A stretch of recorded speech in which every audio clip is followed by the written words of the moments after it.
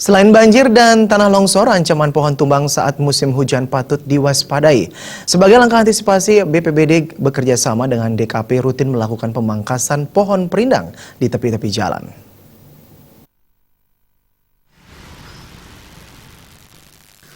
Hujan lebat dapat memicu terjadinya berbagai bencana termasuk pohon tumbang. Saat hujan, pohon-pohon besar terlebih yang jarang dipangkas akan mendapat beban lebih berat akibat guyuran hujan sehingga rawan tumbang. Pohon semakin rawan tumbang karena hujan disertai angin kencang dan tanah yang semakin labil.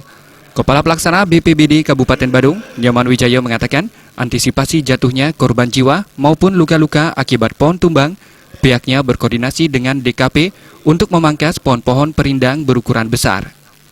Dalam hal penanganan pohon tumbang khususnya, kami tentunya ketika cuaca sudah bersahabat, itu kami koordinasi dengan DKP, itu sudah dilakukan pemangkasan pohon-pohon yang kiranya sangat membahayakan ketika terjadi cuaca ekstrim itu.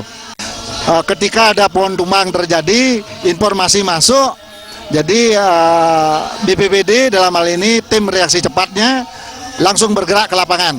Tentunya tidak bisa terlepas dari DKP dan TNI Polri. BPBD juga langsung bergerak melakukan langkah-langkah penanganan saat menerima laporan bencana dari masyarakat.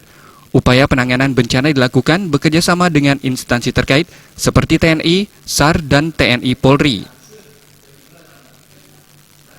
Agus Sugiana, Bali TV.